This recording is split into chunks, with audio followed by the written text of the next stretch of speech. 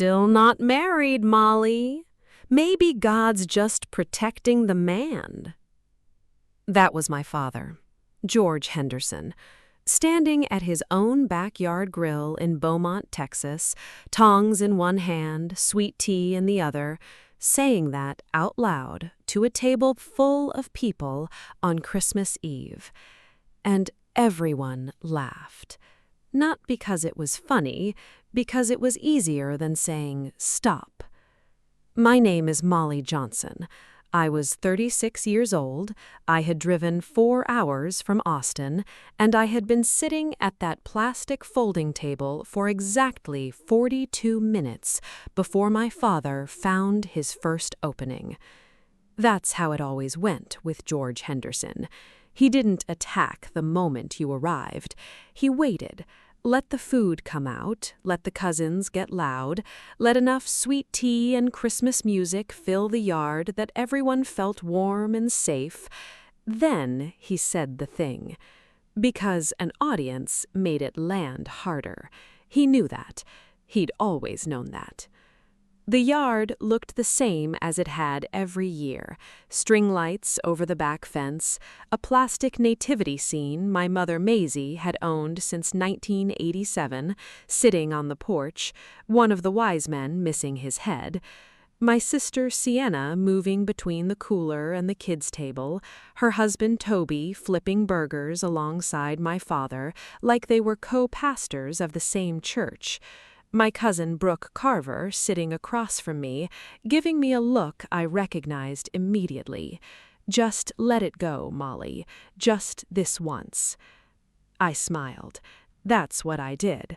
I had been smiling through Christmas Eve in this backyard since I was 9.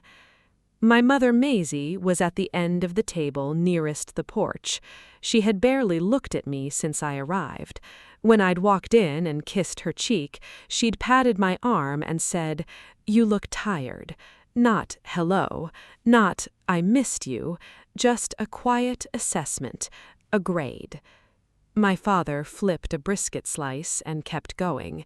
"I'm serious." He pointed the tongs at me, still smiling. "The Lord has a plan for everyone. Maybe yours just runs a little longer than most." He winked at Toby. Toby chuckled into his drink. I put my fork down. I didn't throw it. I didn't slam it. I set it down slowly because that was the only way I knew to hold on to myself in that yard. "George," Brooke said it quietly, like a warning. "I'm just saying what everyone's thinking." My father shrugged, and that shrug, that particular casual shrug, was the thing I had hated my entire life. It was the shrug of a man who believed cruelty delivered with a smile was just honesty, that if he quoted scripture afterward, the wound didn't count. Sienna looked at her plate. Toby refilled his cup. And then my mother laughed. It wasn't a big laugh. It was small and soft and almost gentle, which made it worse. "Honestly," she said, picking up her napkin, dabbing her mouth, and set it to the table like I wasn't sitting right there, "I stopped expecting anything from Molly years ago. You just kind of make your peace with it." The yard went quiet. Not completely. The kids were still shrieking near the fence. A country song was still playing from the old Bluetooth speaker by the grill. But at that table, in the specific space between my mother's words and whatever came next, it was quiet enough that I could hear my own pulse. I stopped expecting anything from Molly years ago. My mother said that, out loud, at Christmas, in front of everyone. And she said it the way you'd talk about a plant you'd given up watering, not with anger, with relief, like letting go of me was the most peaceful decision she had ever made. I have never been arrested. I have never asked my parents for a single dollar after college.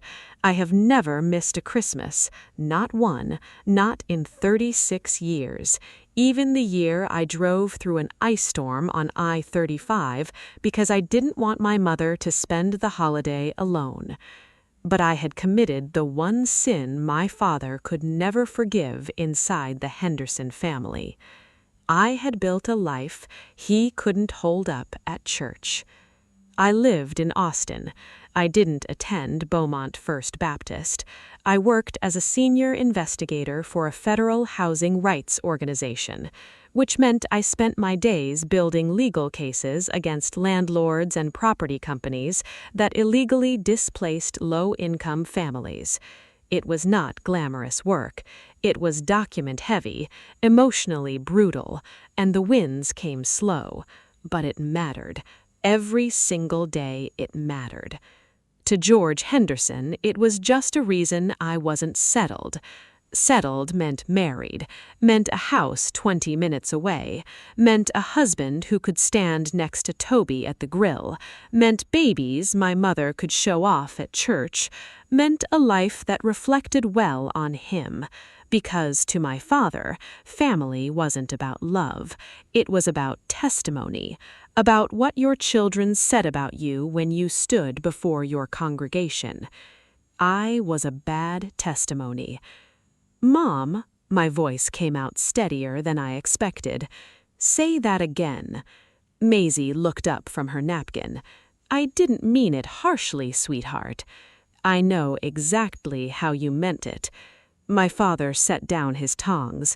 The smile was still there, but it had shifted, gone from performance to warning. "Now, Molly, don't ruin Christmas." Don't ruin Christmas. I had heard some version of that sentence my entire life. Don't ruin Thanksgiving. Don't make a scene at the reunion. Don't say anything at Grandma's funeral. You know how people are. The message was always the same. My hurt was the problem. My silence was the gift I was supposed to keep giving. I looked at my father, then at my mother, then at Sienna, who was still staring at her plate like the coleslaw held the answers to something. And for the first time in 36 years, I didn't smile. "I'm not ruining Christmas," I said quietly. "I've been sitting here for less than an hour, and I've already been told God can't find me a husband, and that my own mother stopped caring what happens to me." "That is not what Maisie started. "I have something to tell this family." My voice didn't shake. That surprised me. "Something I should have said a long time ago, and I am going to say it right now, right here, at this table." George Henderson straightened. "Molly, there is a man in my life," I said. "There has been for 6 years, and the reason you have never met him, the reason I have never once brought him to this yard, is standing right in front of me." My father's face went very still. The kids were still playing by the fence. The country song was still playing from the old Bluetooth speaker by the grill, but that table had stopped breathing. "What man?" my father said. "Before I tell you what I said next, I need you to understand one thing about George Henderson.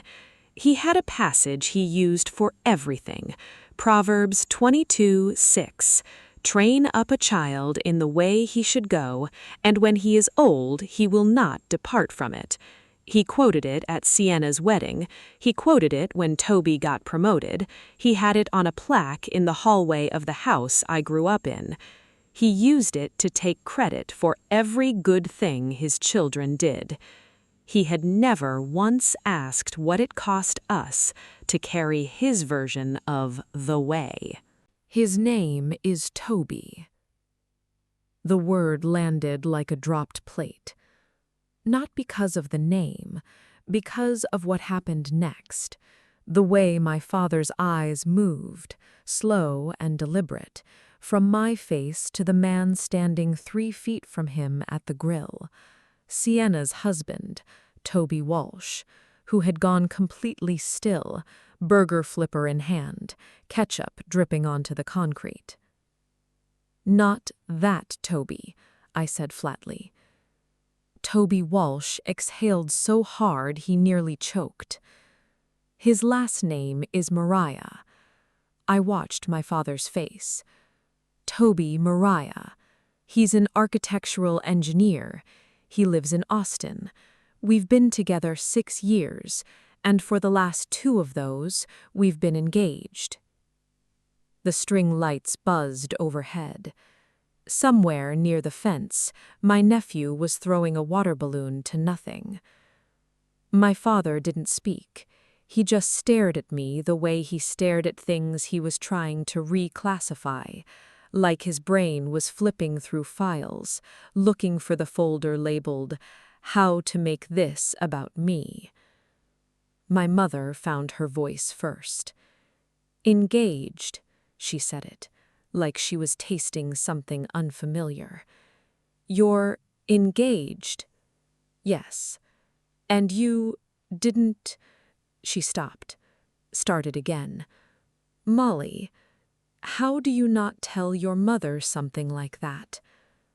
I looked at her steadily. "You stopped expecting anything from me years ago, remember?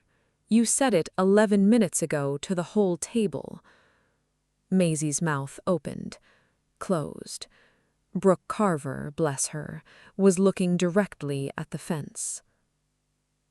His full name was Tobias Mariah, Toby to anyone who knew him longer than 5 minutes. He was 39, originally from El Paso, and he designed low-income and affordable housing developments across Central and West Texas.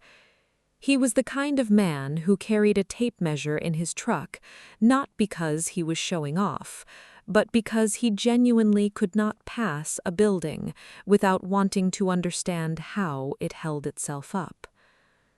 We met at a city council hearing in Austin.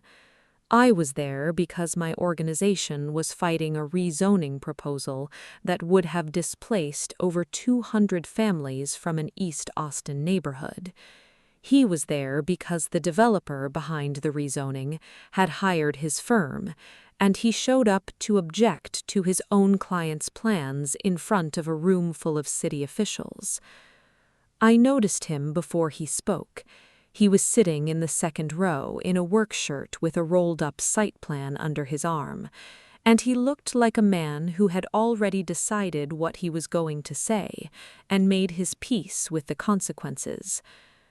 When he stood up and told the council that the proposal was structurally and ethically indefensible, I forgot what I was supposed to be doing for approximately 30 seconds. We argued in the parking lot afterward. He thought my organization's counterproposal was too conservative. I thought his timeline was detached from reality. We were both right, which we admitted to each other over coffee at 11 o'clock on a Tuesday night, and I didn't get home until 2 a.m. Toby was the first person in my adult life who argued with me like my opinion was worth pushing against, not dismissing, not managing, actually pushing back because he respected where I was standing enough to want to move me.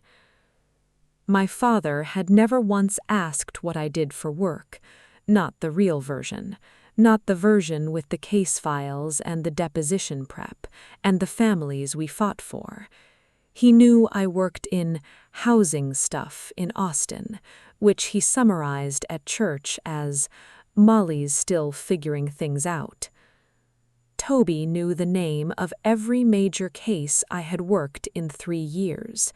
He read my organization's annual report. He once drove 90 minutes to sit in the back of a courtroom just to watch me present an expert witness examination. And afterward, he took me to dinner and told me I was the most precise thinker he had ever seen in a room full of lawyers. That was the man I was engaged to. That was the man my family had never met. Not because I was ashamed, because I watched what this family did with things I loved. "Why would you hide something like this?" my father said finally. His voice had changed. The performance warmth was gone. This was the other voice, the one he used when a sermon wasn't landing and he needed the congregation to feel the weight of their own failure. "I didn't hide it, Dad. I protected it. From your own family." He said family the way he said God, like the word itself was supposed to end the conversation. "From the way this family treats things that belong to me." I kept my voice level. "You want examples? When I made regional lead at 29, you asked if the pay was enough to afford a real apartment. When I won a Housing Advocacy Award in 2021, you said, 'That's nice. When are you moving back closer to home?'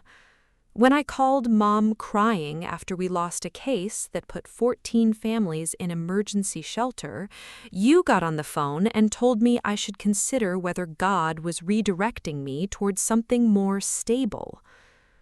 My father's jaw tightened. "So no, I didn't bring Toby to this table because I have watched every important thing in my life become a footnote in this yard. And Toby is not a footnote." Sienna made a sound, not quite a word. I looked at her. For a moment I thought she might say something real, but she looked down and the moment passed, and I felt the familiar ache of watching my sister choose the easier side. "This is not how a family behaves," my father said. His voice had found its shape again, that particular pastoral gravity he used when he wanted a statement to feel like scripture. "You do not keep secrets from the people God placed in your life to guide you." "You are not my guide," I said. "You are my father. Those stopped being the same thing a long time ago." The string lights hummed. A car passed on the street out front. George Henderson looked at me like I had just said something in a language he had spent his whole life refusing to learn. "I want to meet him." My mother's voice was quieter than before. Something had shifted in it. Not enough, not yet, but something.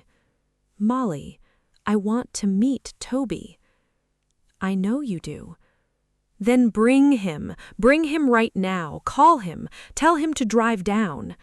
"No." Maisie blinked. "You don't get to decide that on your timeline. That's not how this works." "Then how does it work?" my father said, and there was an edge under it, not quite anger, something closer to fear dressed up as authority. I picked up my phone from the table. I had one photo I'd been carrying in my camera roll for 2 years, waiting without knowing I was waiting. It was taken last spring on a job site in Del Valle, a new affordable housing complex Toby had spent 14 months designing. He was standing in front of the finished building in his work clothes, hard hat pushed back on his head, shaking hands with an elderly woman who had just received her keys. He was grinning, the kind of grin that had nothing to do with being seen. I turned the screen toward the table. Nobody spoke. My mother pressed her fingers to her mouth. Even my father, George Henderson, who had a response prepared for everything, went quiet. Because you could see it in the photo. Even if you didn't know Toby, even if you'd never heard his name until 4 minutes ago, you could see that this was a man who had built something that mattered, and that standing there in that moment, he was exactly where he was supposed to be. "That's him," I said. "That's who I chose, and that's who you made me feel I had to hide." My father set his tongs down on the grill rack. He didn't look at me. He looked at the photo for a long time. The way men like George Henderson look at things that don't fit the story they've been telling. Then he walked inside. The screen door swung shut behind him. Sienna crossed to me quietly while my mother was still sitting frozen at the table. She put her hand on my arm, not Toby's arm, not Brooke's, mine. "How long have you been carrying this?" she whispered. 6 years, I said. She nodded once slowly, like that number meant more to her than she wanted to show. Then she looked at the screen door our father had just walked through. And for the first time in a long time, I wondered if Sienna had secrets of her own. George Henderson doesn't come back to the table. He goes inside, and 20 minutes later Molly hears him on the phone, telling his pastor a version of this story that she would not recognize as her own life. Chapter 3. Molly finds out exactly what her father has been saying about her for years. Ready for Chapter 3? I heard his voice through the kitchen window. Not loudly. George Henderson never raised his voice on the phone with people he wanted to impress. He got quieter, more measured, the voice he used when he wanted to sound like a man burdened by something he hadn't caused. I was standing on the back porch, 3 feet from the screen, and I heard every word. "She's been hiding a man for 6 years, Dale. 6 years." A pause. "No, we had no idea. You know how Molly is, always been the difficult one. Diane and I did everything right with that girl, and she just—" Another pause, and then the word that stopped me cold. Rebellious. That was the word he chose, for his pastor, on Christmas Eve, standing in his own kitchen while I was 20 feet away. Rebellious. Not lost, not hurting, not a daughter who had spent 36 years trying to earn the warmth that never came. Rebellious, which in George Henderson's church meant willfully broken, chose wrong, brought this on herself. I stood very still. "We've been covering for her for years, Dale, telling people she's just focused on her career. You know how it looks, a woman her age, no family, no church home." He lowered his voice further, but the kitchen window was old and the seal was bad. "Marcy asked about her at the fall potluck, and Maisie just smiled and changed the subject. It's been embarrassing, if I'm honest." Embarrassing. I had driven 4 hours. I had shown up every Christmas for 36 years. I had swallowed comments about my apartment, my job, my ringless finger, my childless life. I had smiled through all of it, because I believed somewhere underneath everything that these people loved me even when they didn't know how to show it. And the entire time, my father had been managing my reputation at church like a PR problem. Brooke appeared at the porch door behind me. She took one look at my face and didn't say anything.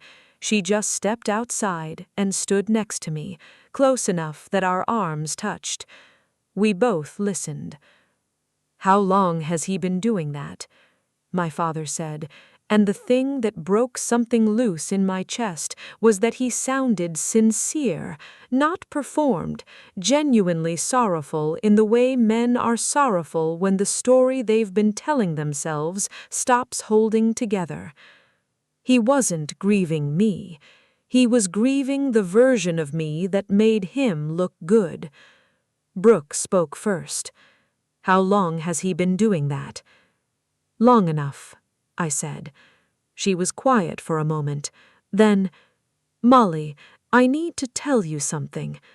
Last Easter, I was here when you weren't, and your dad gave a testimony at church the Sunday before, about family, about how he and Maisie had raised their children in faith, and one had flourished." She paused, and one was still wandering. I looked at her. "He said your name," Brooke said quietly. "Not in the testimony, after, when people asked. He said your name." The screen lights buzzed. The kids were still shrieking near the fence, oblivious and innocent, and so far away from this conversation. My father had stood at a pulpit, or close enough to one, and offered me up as evidence of his own suffering, his difficult daughter, his cautionary tale. And every person in that congregation had nodded, had touched his arm, had told George Henderson what a patient, faithful man he was.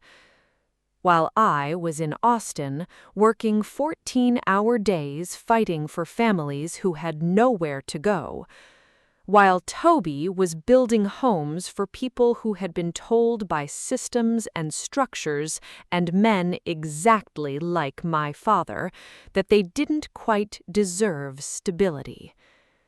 My father had made me a sermon illustration, and he had done it with grief in his voice, so no one would call it what it was.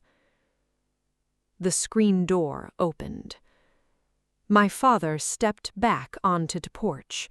He looked at me, and I could tell immediately he didn't know I'd heard.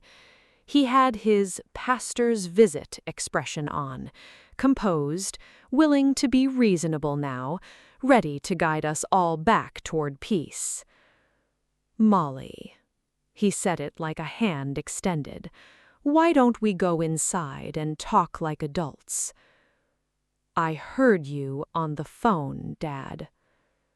Something crossed his face, fast, gone before most people would have caught it, but I'd been reading that face my whole life.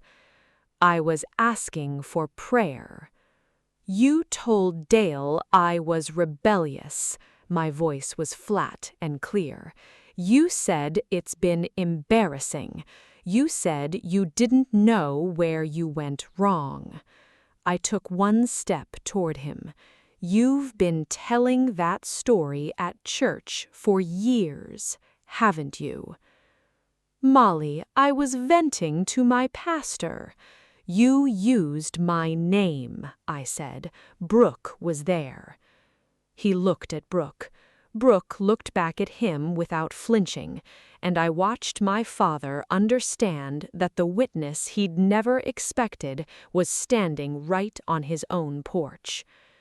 "I am your daughter," I said, and my voice cracked on that word, not from weakness, from the sheer exhaustion of having to say it out loud. "You are not a testimony, not a cautionary tale, not something you manage for appearances on Sunday morning. I am your daughter, and you have been handing me to strangers to explain yourself." George Henderson straightened. "Everything I have ever said about you came from a place of love. Love doesn't need an audience." That stopped him. "Love doesn't wait until Sunday to feel sorry for itself. Love doesn't call its own child rebellious to a pastor before the Christmas dishes are cleared. Whatever you've been doing, calling it love doesn't make it that." My father opened his mouth. For the first time in my life, nothing came out.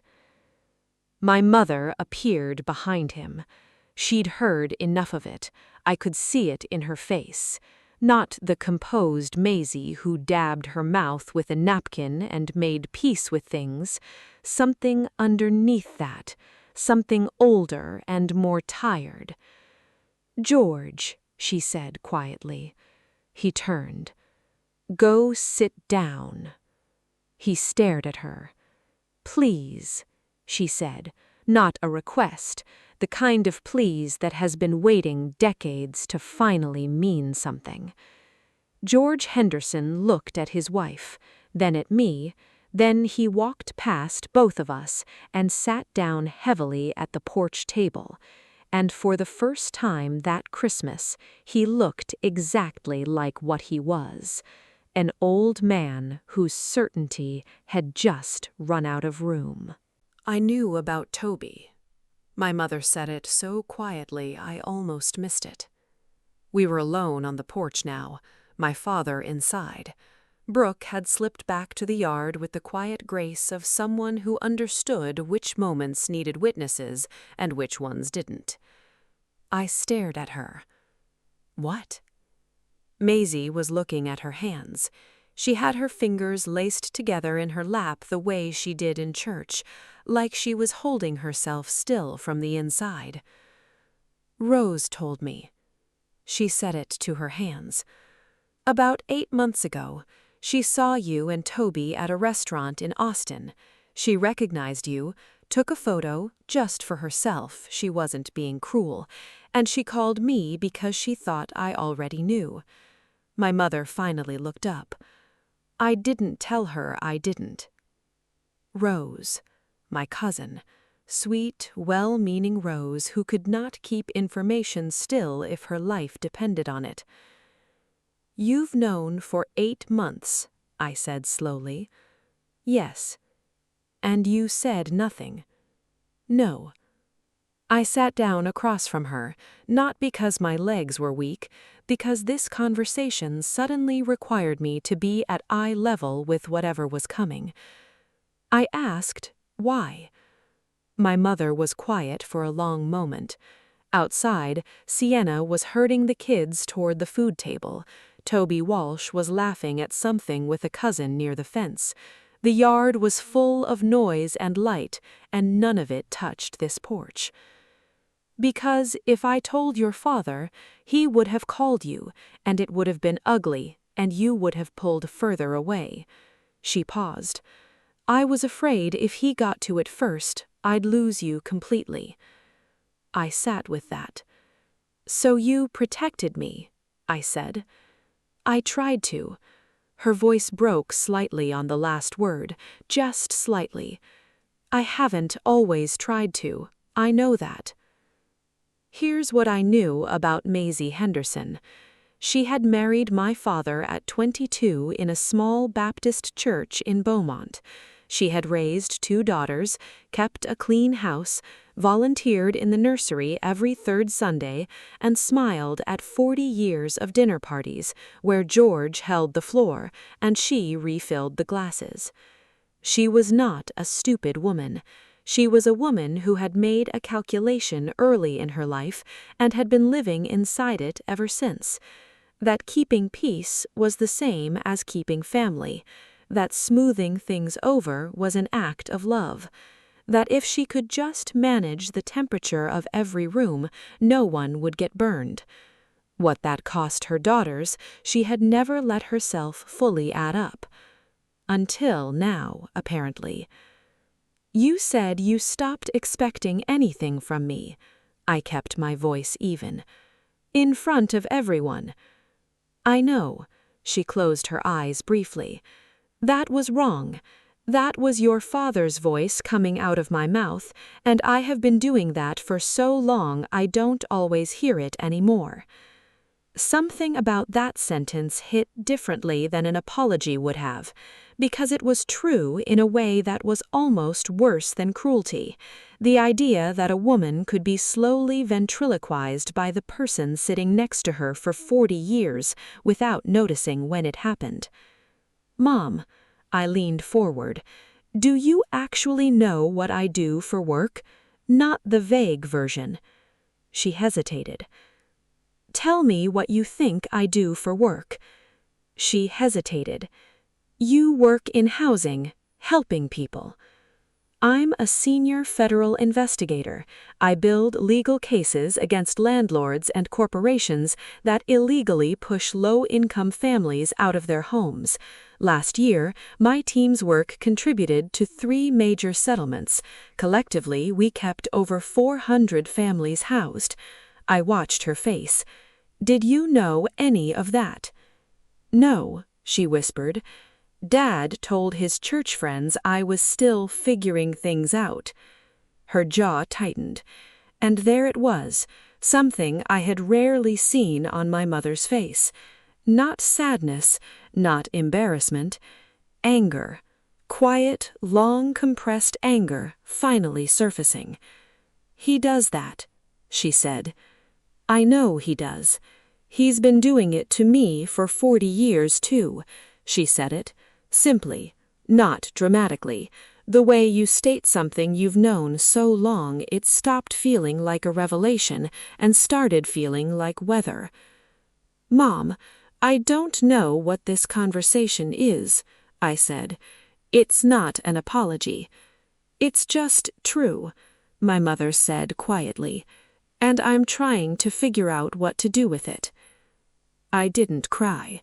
I want to be clear about that. I had spent too many years in rooms where my tears would have been used against me, filed away as proof that I was too emotional, too sensitive, too much. I had trained myself out of crying in front of this family the way you train yourself out of reaching for something that's always just out of range. But something shifted on that porch. Not fixed, not healed. Shifted. The weight redistributes when someone finally decides to carry their half. "I want to meet him," my mother said again, but it was different from how she'd said it at the table. Quieter, less demand, more request. "Not today, not like this, when it's right, when you're ready." She looked at me with something I hadn't seen from her in so long I'd stopped looking for it. "I'd like the chance to do better, Molly, if you'll let me try." I looked at her for a long time. "That's not my decision to make alone," I said finally.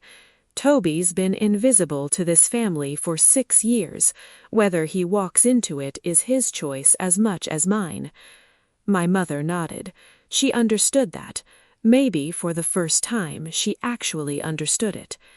I stood up, smoothed my jacket, looked out at the yard where my father was now sitting alone at the table, paper plate in front of him, untouched. He looked small in a way I'd never seen before. Not harmless, not forgiven, just small. He was waiting by my car. I had said goodbye to Brooke. I had hugged my nephew and my niece without letting either of them feel the weight of what had happened 20 feet away. I had carried my leftovers in a foil-wrapped plate I knew I wouldn't eat and walked through the side gate toward the driveway. And there was George Henderson, standing next to my driver's side door in the dark, hands in his pockets, looking like a man who had rehearsed something and wasn't sure it was enough. It probably wasn't, but I stopped walking. "I owe you something," he said. I waited. I have been standing in pulpits, not literal ones, but you know what I mean, and I have been telling a story about you. He stopped. Started again. A story that made me look patient and you look lost, and people believed it because I said it with enough sadness that it sounded like love. He looked the ground. It wasn't love. It was embarrassment dressed up as love, and I knew the difference. I just chose the version that was easier to say out loud. The street was quiet. Somewhere down the block, a neighbor had Christmas lights blinking on a slow cycle, red, then white, then red again. "You called me rebellious, to your pastor, tonight." "I know. On Christmas Eve, while I was in your yard." "I know, Molly. That's not a man venting. That's a habit. That's years of a habit." He didn't argue. That was the thing that caught me. George Henderson, who had an answer for everything, who used God as a gavel my entire life, stood in his own driveway and didn't argue. "Yes," he said quietly. "I want to tell you what that moment felt like, because it wasn't what I expected. I had imagined this confrontation before, the way you do when you've been swallowing things for years. I had imagined it feeling like release, like a door blowing open, like finally. What it actually felt like was tired. Not empty, not bitter, just the deep, specific exhaustion of a person who has been braced for impact for 36 years and can finally, slowly, put their arms down. I don't need you to fix the last 36 years tonight. I need you to understand that there is no version of this where you get rushed access to my life because you finally feel bad about it. Toby is not a prize you get for one honest conversation in a driveway." My father nodded.